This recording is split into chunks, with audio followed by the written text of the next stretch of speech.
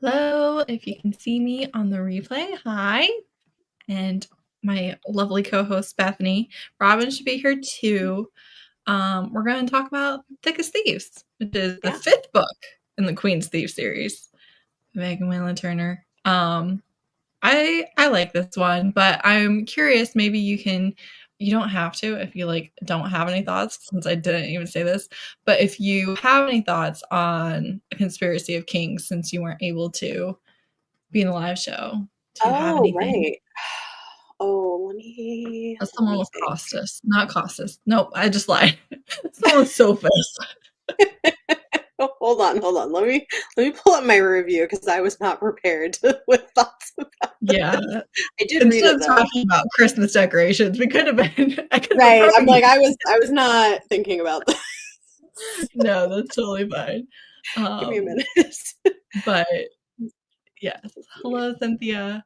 Um, yeah, so Thick as Thieves, I remember reading this one the first time. I think I read it when it released, and I don't know, I think being confused for the majority of it on why any of this Mhm. mattered. Yes. Yeah. But it does. But It does matter. it Okay. does. Yeah. So I didn't put much in my review of this, Even to be if you honest. just wanna tell us I how you I think mean, it compares I to Yeah, like, I liked it. I think I enjoyed it even more on a reread, yeah. than I did the first time, but yeah, I think it's interesting, like, it's Sophos, and it's, like, where he ends up enslaved, right? Like, Yep, that's the yeah. yep. Um, yeah, no, I think it's really interesting, and it's interesting seeing him kind of his progression. I just think her books Mhm, are so clever and the characters, she has a mhm. lot of clever characters, and I enjoyed that. I think it's fun. Right. So, Yeah, me yeah. too. That's kind of the draw, and I don't think there's a single book in the series that doesn't benefit from rereading, you know? Mhm. Really, I have Candle Ash or something happening. It's fine. Do we Yeah, think because I I think can, then you make more connections when you know more. yeah, yeah. And I feel like too, um, again, for me at least, it's just knowing why I should care, I think really helps me to, I don't know, not want to quit or Yeah. be bored, whatever. Because the It's books not always can your stand favorite alone. characters, but it matters. Yeah. Right. And that too, because the first time I'm like, we're going to have so much of Eugenides in every single book. And then it's like, what are we even doing over here? No. Like, I remember the first time I was not happy. Yeah. But I was also much younger, so there is that, but still, I definitely Yeah. remember that being, like, a major frustration the first time around, and, Mhm. now I know whose book is what, and so it doesn't bother me. Yeah. This time, Thick as Thieves, the change in POV was jarring to me for some reason. I remembered who Kemet was, but didn't know why we were following him. Oh, okay, so this was your Yeah. reread, right? Yeah, or maybe not. But yeah, I mean, I think one of the things I really, really like about this book is that it is another instance of a linchpin in the empire, in the, intercontinental struggle. It's a little thing that you wouldn't Mhm. really think mattered at all, and it literally changes the course of the entire war because, really, it changes the whole thing. It just wouldn't be the same result without this Yeah. piece.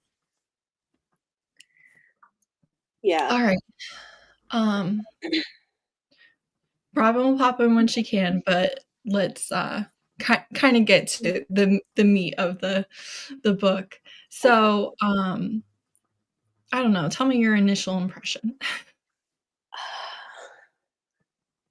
I mean, it's not. It's not my favorite book in the series, I think, Mhm. because I think Kemet is not my favorite not my Mhm. favorite character. He's Right, frustrating at times, I think, but I do think it's kind of interesting to see how he changes on this journey from who he is at the beginning to who he is at the end, and then right. seeing the role that Eugenides sort of played in I don't know if we're talking about spoilers yet, but, like, all the kind of the different I mean, pieces of truthfully, if someone wants to tell me that they're here and don't wanna see spoilers, that's fine, but otherwise, I just assume you're here because that.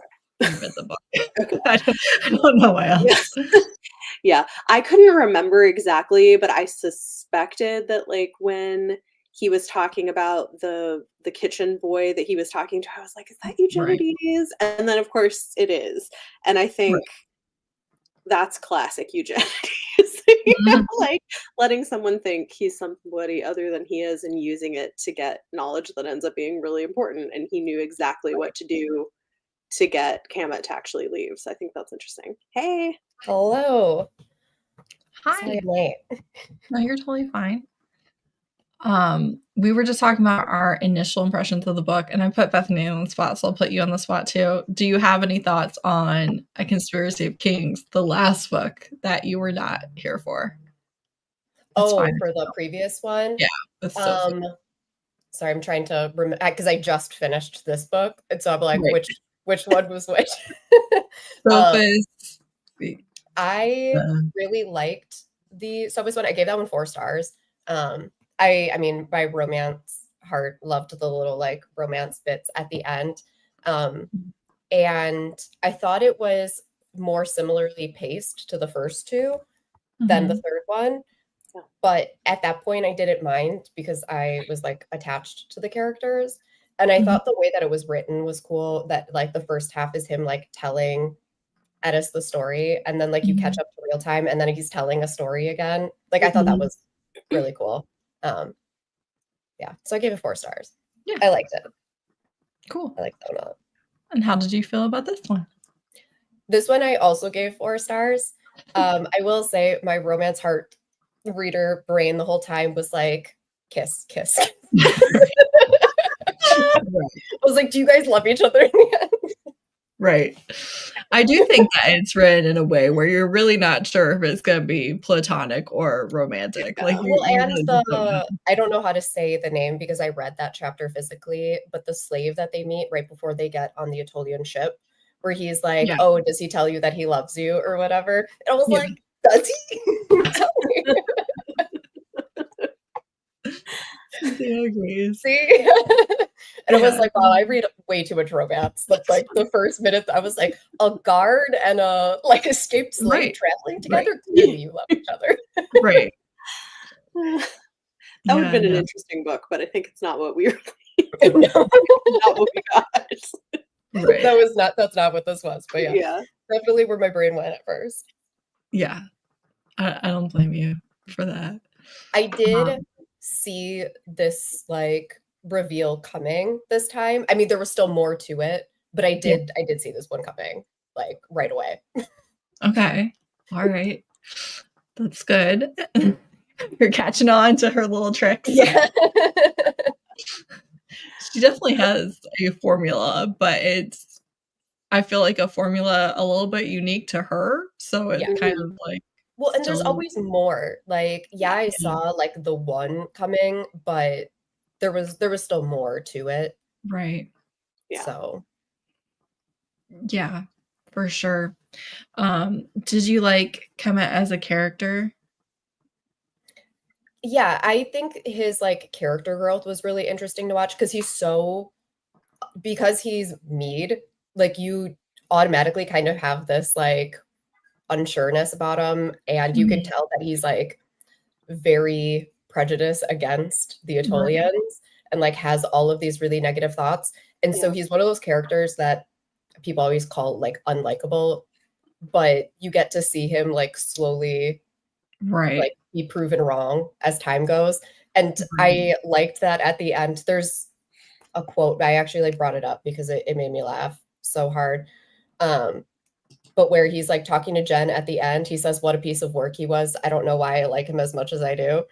And I Right. was like, I feel like that was like summed up his character growth of this whole time where he was like, I have these like ingrained beliefs about what this is, but I keep liking these people. Right. Right.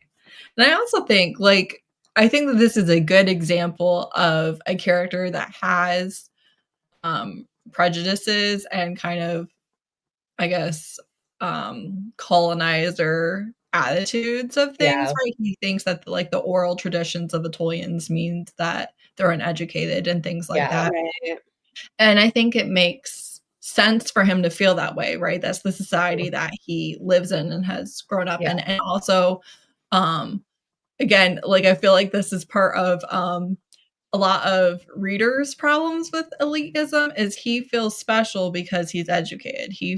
Like his entire lot in life is kind of reliant on his education, his ability to read and write in multiple languages, his Yeah. knowledge, like all of that is what gives him the life that he has. Hmm. And so for And since he it's has like this like almost, and I think a lot of Americans could probably relate, like this sense of like, that's just what happens. Sorry, but small right, countries get eaten up because that's all he's ever seen is just right, this like sense of like, that's what happens, I guess, right, because he has no control over it, you Right. know? right. And he also, I think, feels like trying to fight it is kind of a Yeah. waste of time. What are Like, you gonna do? this is just your lot in Yeah. life. And I think that's a feeling that a lot of people in the Western world can Mhm. relate to of like, what am I going to do about it? Like, I don't necessarily agree with this, but like, I as an individual can't just be like, can we not take Greenland? Right, Like, right. Definitely how a lot of people feel. And I think part of it is just I think that's true of the character in the book too, that it's how you don't hate your every moment of existence. It's like, well, this is the way of the world. This is my law in life. This is my Mhm. place in yeah, society. And I'm not trying to change that. I'm just trying to, live the best and I can with what I've Yeah. got. Well, that I think what's fear too of like, what do Mhm. I do if I'm free? Like, Right. Yeah. Well, and I think like the fact that even though there were some, he wasn't free and there were some terrible things he had to put up with, the Mhm. fact that he had power Mhm. in his position is why he mhm, never would have sought freedom on his own. yeah, Right. Um, which I think is interesting too, right? That like he was so sort of caught up in trying to better his place from where he was, he couldn't like see an alternative. yeah, Right. And he also had his entire future mapped out, right? He Mhm. knew that the plan was he was gonna become the next emperor's personal slave and that had a lot of power with it. Yeah. and like I said, that there was no certainty. If he became free, it's like, okay, now I have to find something else to do. I have to find a place to live. There's all this Yeah. like fear of like, yeah, I could be free, but like, am I going to be better off? Am I going to have a Mhm. place to sleep? Am I going to have, food Yeah. provided? Am I going to have all of these things? Yeah. Like when you're at a job that you hate, but Right. you're like, well, Yeah. Yeah. But once I he want to is find a new free, he one. doesn't wanna go back. Yeah. Right. I do think it's funny when he meets the meet ambassador and he's like, "I was just mourning this life. It turns out I'm not gonna just take it back." Just kidding. No. I don't actually want Really it. good. I also think that it's interesting because Atolia and Edison, students, all of them, they don't really have slavery in the same way that the empire Mhm. does, and they definitely look down on the empire, I think, for it. Oh yeah. Um, so you have like again, like the politics and the comparison and opposition of it. And I also thought it was interesting the way that she talked about how the empire doesn't really fear anything quite the way it fears their slaves revolting, Yeah. which is again like it's a math like they don't fear Atolia the way that they fear Mhm. their own slaves and Yeah. servants, and just that class mobility is not something they want to encourage. Yeah. One of my very favorite parts of this book is when he's talking about how poor his eyesight is right at the beginning. And he's like, in fact, this whole story might have been different if I could see the Yeah. angels waiting for me. Yep. I would have ducked off I did into a think that was side really corridor funny. and we would have never spoken. Yeah. Yeah. I would have seen this guy coming. Right, literally. Well, it's also, I think, part of why he didn't recognize Eugenides, Yeah. you know, initially. For sure. Yeah. I did think And that was funny that he's like, I was practically in his lap by the time I could see his face. right. But he's like, Also, no, it's not that. My eyesight isn't that bad. right. I think that it's cool too with him because he's been away from Atolia for the entire reign of Eugenides, right? He left Atolia the day that Atolia Yeah. freed Eugenides and, drove the Mede out and told Eugenides that her answer was yes. He left that day. He hasn't seen anything since then. The last thing he saw, I don't even know if he saw it because I think he might have been at the palace. The last thing that he's aware of before Nahusarish left is that, Eugenides had been a prisoner. Yeah. That was it. So, and obviously Nahusarish had a very poor opinion of Eugenides. We know this. Yeah. But so for him to come back to Atolia and see Eugenides have complete control of his country. This is not the king from the king of Atolia. This is a king that has complete command of his court. He's not trying to, keep people from stabbing him in the back or anything like that. He really has their respect and loyalty. I thought that was an interesting way to bring us to the new reality, basically, the Atolian court. Which I think is also interesting, right? Because he's like, there's also the lack of miscommunication with him and Costas along the way, because he's like, if you had told me that this was who your king was, instead of saying these weak things he did, I would have been prepared for something else. And Costas is like, if you had told me what was going on, I would have let you go. It's a whole thing. Yeah. Right. Yeah. And then also, I thought that it was really beautiful how Kemet was basically willing to fall on the sword to keep Eugenides from punishing Costas, even though we know that isn't actually how it had played out. But I do like how it also shows that your relationship with somebody changes how you view them. So clearly Costas, the way he sees Jen is so different than the way somebody new to the court is, because they have the history of King of Atolia. And so the way that he talks about the king is so different than when Kemet gets there and he's like, wait a minute. Yeah. Well, and also it's interesting because I don't think you put together that it is Costas until partway through the book. Yeah, I had no idea who it was until all of a sudden he was I punched him in the face. Yeah, well, so that's also interesting because you're seeing him through the perspective of a different character. Yeah. And not realizing, oh, this is someone we already know. Yeah. Right.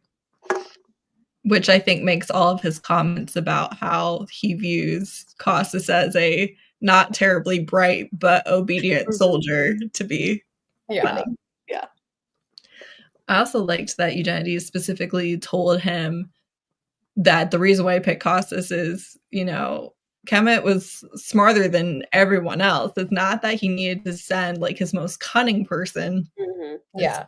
Kemet would have seen that and been like, okay, I have to be really sneaky. I have to be really careful. And he would have, But with Costas, he just kept viewing it as, well, there will be a good opportunity in the future.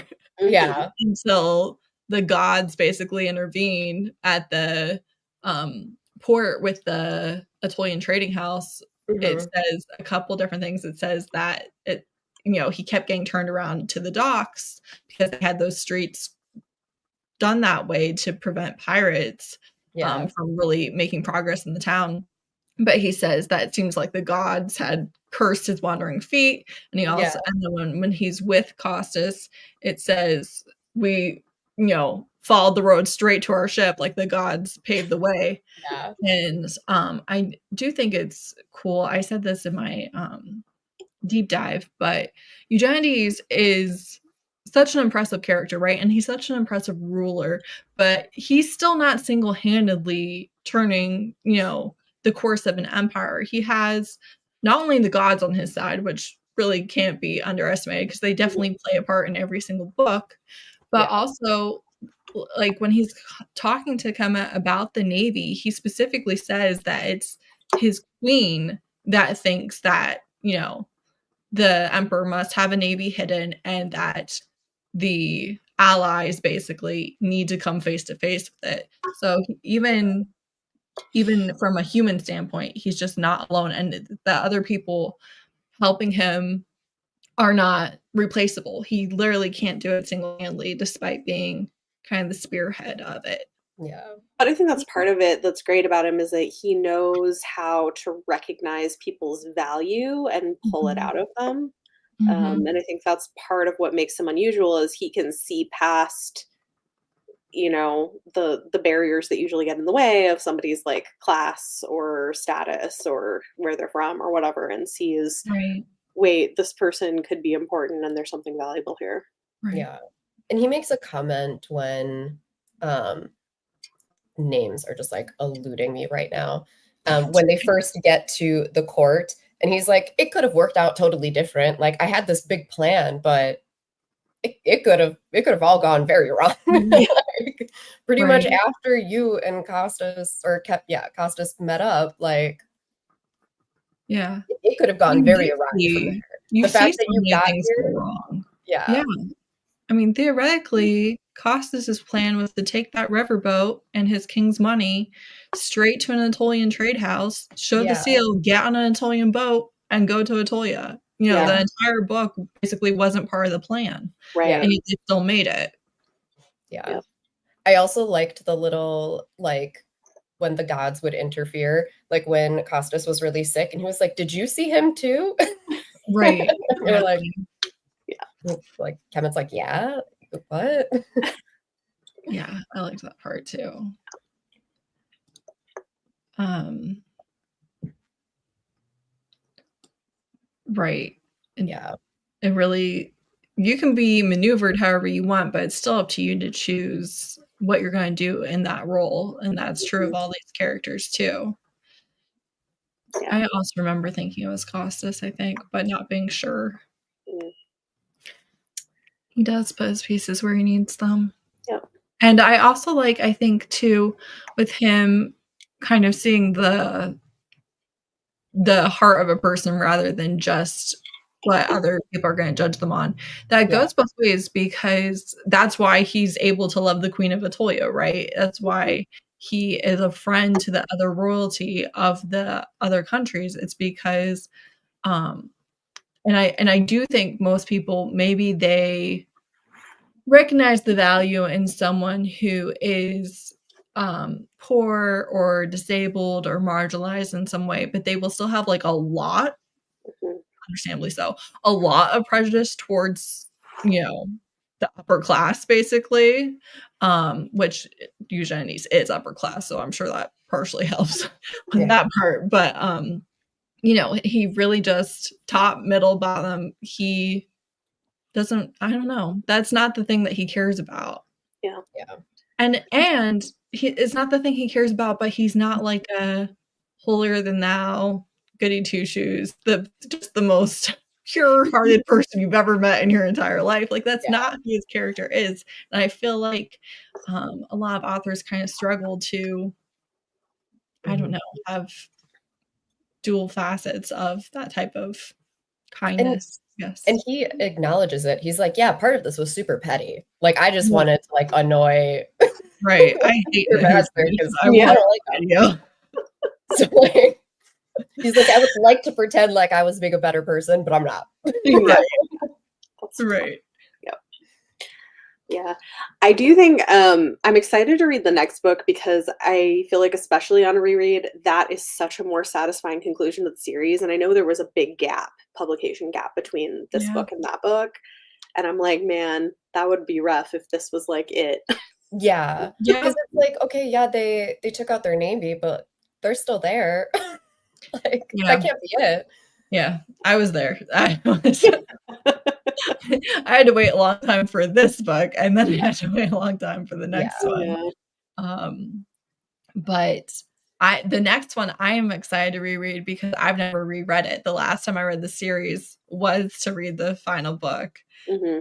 And so, I've only ever read it the one time. And like I was saying at the beginning, I do think every single book in the series really just gets better and better the more you reread it. So I'm Yeah. really excited to reread the finale. Yeah. Yeah. I did read the short story collection. Did you? Yeah, it was fun. Was it? It was good. Yeah. Okay. Do you get a lot of Eugenides in it or not really? Yeah, you get some Eugenides, you get some of the Queen of Atolia, you get some of Eddis as a Mhm. kid, which is really interesting, and like stuff with the gods. There's like a lot of things. It's pretty interesting. So I'll you have would to say read it. it's worth reading if I you do think it's worth reading. like Yeah. the rest of the series. All right, I will. maybe I will listen to you. Yeah. It's also pretty quick. It's not long and there's illustrations, so it's a very Okay. I quick love read. that. Yeah. All right, cool. And then what's also cool is in between the stories, she has these like sections where she'll talk because I guess she draws a lot. She's really into like Greek and other ancient mythology, like archaeology and stuff, and like Okay. travels to do research. And so she'll have sections in between the stories talking about an item or a place or whatever that inspired some of the world building, which is kind of cool. Okay. That is super Yeah, cool. that I'll have to is. see if my library has it. Yeah. Anyway. Plus, I think that it is pretty obvious that she knows her stuff just Yeah. from the Yeah. series. Yeah. And one thing I really like about this is it is clearly kind of modeled after Greece and Rome and all that, but it's not Zeus, it's not Athena, Yeah. it Hmm. really is its own thing, and I like that. Yeah. Yeah, I like that you can clearly tell that she knows mythology and stuff like that. But Hmm. yeah, it's not a retelling of anything. This is Yeah. her own. Right, right. It's just Yeah. inspired, and that's really it. Yeah. Yeah. Which is She's cool. inspired by how people would interact with the gods and what if the gods answered back, sort of thing. That's kind of what it Mhm. feels like. Yeah. I think it is. And it seems like even stuff about like art and architecture and culture, a Yeah. lot of that is like How drawn it from that. intertwined Mhm. with, Yeah. yeah. Mhm. Yeah, I think it was in A Conspiracy of Kings, I don't think it was in Thick as Thieves, but, Eugenides was saying something, and he says, "I would swear," or something, "by my God," and just the way, like, the God of Thieves is personal his personal, deity. I Yeah. like the way that he talks about that. I think that is very different from other gods in fantasy books, Mhm. Yeah. and I like it. Yeah. Um, I will say the end of this book, there's a couple of things for the next book, Robin, without spoiling it, but, like, the youngest attendant of the king and I stuff. was like, that has to be important. Otherwise, it will, like, Yeah, that's all the next book, and then also, if I recall correctly, Kemet and Cossus, where they are now as, like, lookouts, basically also yeah. ends up being Yeah. mentioned, being relevant in Mhm. some way. I Yeah, can't I figured it remember. had to be because that whole last chapter is just like him being like, "Hey, I need to go somewhere else. Mhm. Your attendant needs a Right, new tutor. We're right, gonna go to this like lighthouse thing." And I was like, right, "Okay, that was in there for a reason. This whole last chapter is right, just that." Yeah. right, exactly. You know what I think is interesting about the series is I feel like the first book and the last book feel the most YA to me Mhm. I because can we're see that. following like young characters. Yeah. Mhm. Yeah. Yeah, I can definitely see that. Mhm. Um and the last book too, I remember, opening up and being like, who is this guy? Why are we doing this? Again? But I mean, every book is like that, it's like you're Right. always I was following. like, Yeah. well, and also, the last book is called The Return of the Thief. And I was like, yes, this is all going to be Eugenides, and we're back. But No. not quite. Just kidding. I mean, it's still a fitting title, but Yeah. also, I'd waited a bunch of years at this point. Like, what do you mean I'm not even with any of the characters I know and care about? What are you talking about? Not for the whole book, but just opening the book where I was just like, what? Again?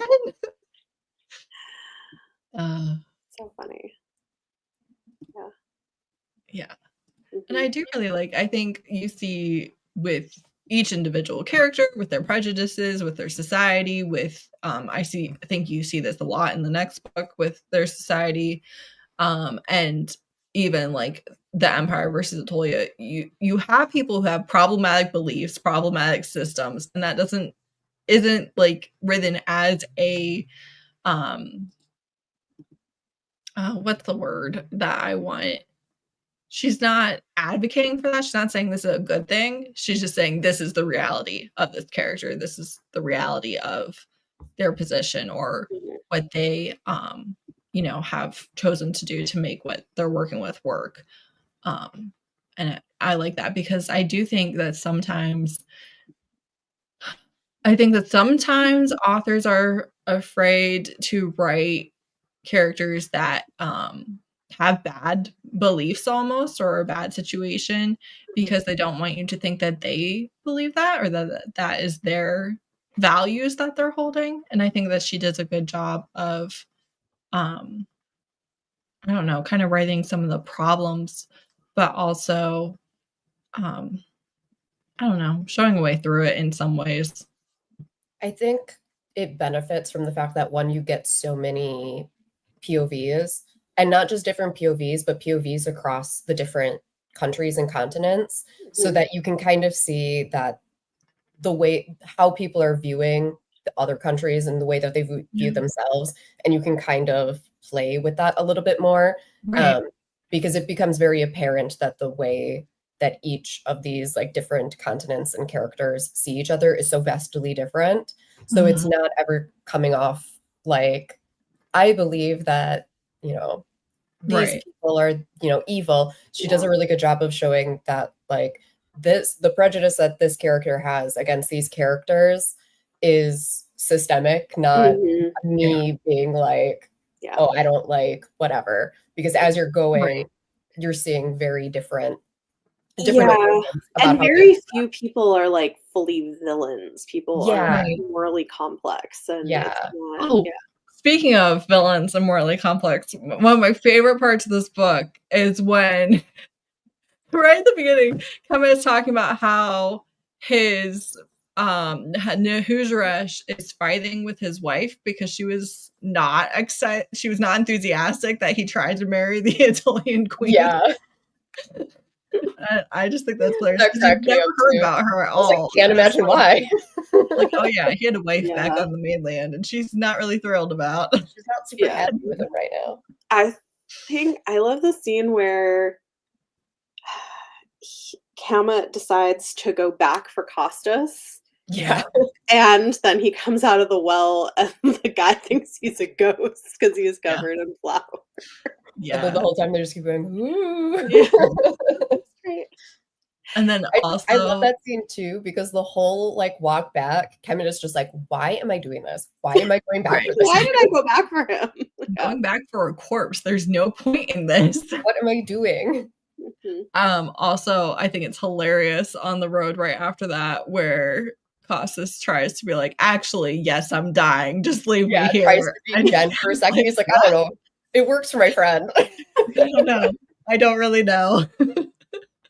So funny. Uh, so good.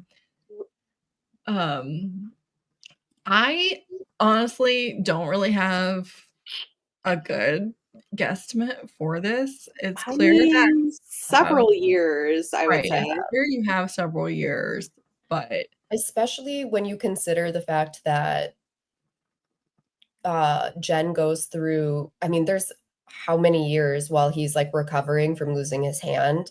Like you get the impression that time passes Like at during least, that. yeah, at least one. Because I think Um, isn't he like 17 or something at the beginning of That's what it it never seems like. says his age. It right. never says any of their ages. Yeah. So, but But I yeah, always assume he's, yeah, I always assume between 14 and 17 for the first yeah. book. Because we know not Costas, God in heaven. We know Sophus is younger, and we know that he's probably what, like 12, 13 Yeah. is kind of the age impression I Yes. get in that first Yeah. book. And he's an adult by the time, and I mean, he even says that how much time passes while he's like a Right. year passes while he's enslaved. Well, and we also know that in the first book, the kid that betrays them, he's still a teenager too, and we know he's older than Jen because Yeah. he calls So him I feel older. like it has to be a decade or Right. more. I think it is at least 10 years because Probably. Yeah. you have that, and then you also have Kemet talking about when he knew Eugenides as a servant, that was before he was king of Atolia. So Yeah. he was in the palace without us knowing, basically, Yeah. For a and while. posing as a servant. Right. And then he talks about in this book how he's so much bigger in a Yeah. way that just the passage of time doesn't Yeah. really explain. Like he Yeah, was so maybe if he was like 15, 16 or something at the beginning of that, and then probably mid-20s. And then we have another time jump to the next book as well. Yeah. yeah. So So yeah, I'd say at the end of this book, we're probably looking at 24, 25 for Eugenides Yeah. I would at guess, least. yeah. Because we also know, obviously, they said first child, not child in general, but we also know Atolia is quite old to have a first child, and obviously ends up having a late term miscarriage, and her health not being good because of that at all. Yeah. And So we also again see in this book that Eugenides' health is not good either. So you have two rulers who, despite being the rulers, despite having, the best access to medical care that they can, and also having the blessings of their gods, basically, they still have a lot of health issues because of what they've gone through. Yeah. Which I feel like is not something you get a lot in books. A lot of times, I mean, it's a cliche in romance and like romantic suspense or dark romance or whatever, where they take a bullet in the gut and they're having fine. not even like 30 minutes there's a steamy later, like 4 pages later. Right. I'm It's just like, wait a minute. they're not even fully done bleeding yet, but man, they're just so horny. Just praise. It's fine. It didn't hit any organs. I think you're still bleeding a lot though. Right. So like I like seeing injuries linger, I guess, because I just feel like that's the reality. Like if you have a major injury one way or another, so much fantasy gives like plot armor to your like main characters, or cures illness, or doesn't it, like you really don't get to see characters that are dealing with chronic issues still be a main character. Right. So I do, and of different ages. Like you get the impression that there's a lot of the characters are different ages at different stages throughout their book, and they're still the main character, which I appreciate. Right. Yeah. I just feel like the series does such a good job of I don't know, pulling all the pieces together. The pieces, in a lot of ways being the characters that we get the POVs from, but still I just, again, like right in the first book, she tells you, we've got to be united when the Magus is showing his prejudice, talking about, how backwards the Adesians are and how the Aetolians will benefit from being ruled by Sunis, all of that. And just how, like we have to find a way to get together.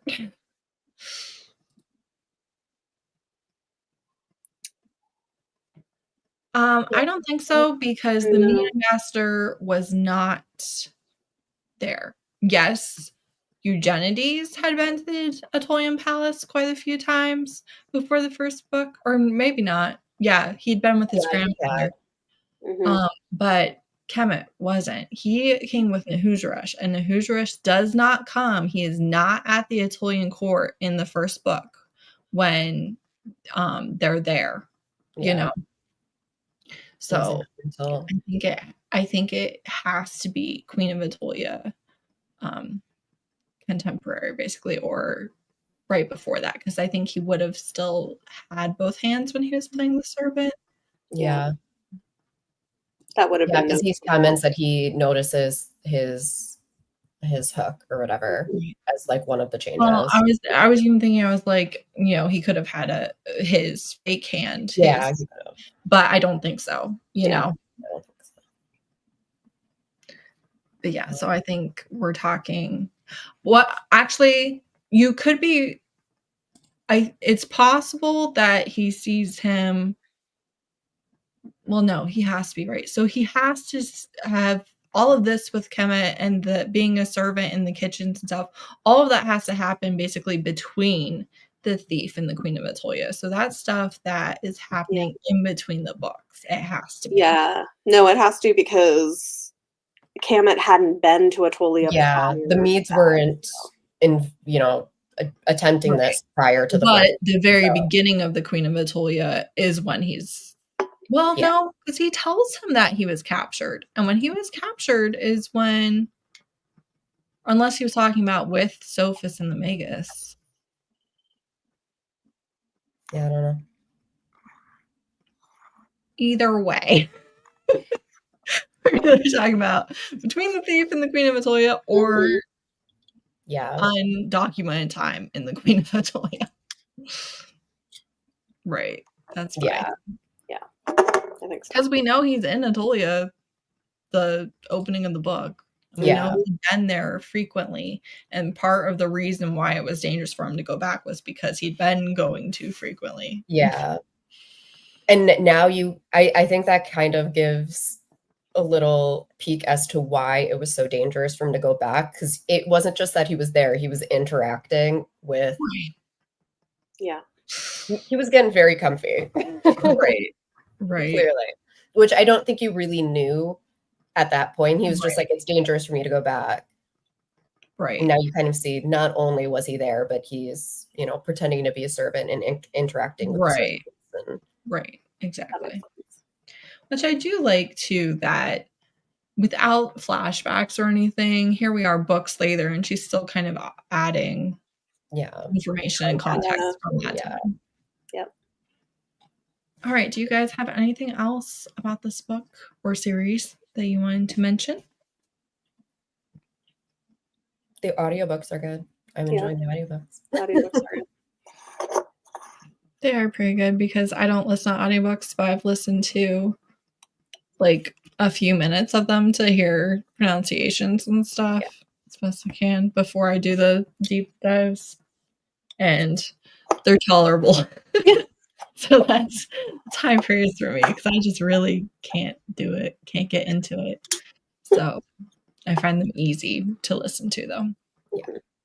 All right, thank you so much for both of you for coming and talking about the book.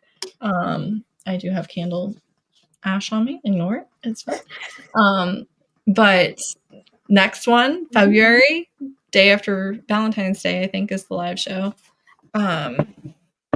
It's our last one, and I'm really excited about it, because I do feel like it is a really good conclusion to the series. Yeah. The fact that it came out so much later than this book and still has really good ratings on Goodreads leads me to believe it is actually a good conclusion. It is. I mean, I think it's a very good conclusion. Yeah. It's very satisfying. Yeah. I mean, I waited, a long, long time, and I was definitely nervous. I was nervous for the conclusion. Because I feel like even if it was just okay, people would have been like, I waited so long. Yeah. No, I think it's a very good conclusion. So it really just ties everything up. It's not super neat or tidy, right? It's not just tying everything in a bow and like, oh, and they magically lived happily ever No. after. Which I think is good because sometimes a fantasy will Yeah. end and it's like, I read 8 books and now everything's just fine. Yeah. Right. And it's really not like that at all. Yeah. At the same time, like, I'm a romance reader, so you can't go too tragic and have me still Yeah. like it. Like, it will ruin the series for me. So it's not that it's, a horrible tragic ending either, but it's not an easy one. You have kind of the final conflict of, are we going to make it or not? Like, are these countries going to make it or not? Yeah. While also introducing new characters for unknown reasons. For good reasons. But yeah, the Return of the Thief live show is February 15th. So we will see you all then. I'm very excited for it. And I really appreciate you both doing this with me. And for those of you who watched, thank you. And thank you, Cynthia, for single-handedly keeping the chat alive. You're the best. Thanks. Bye.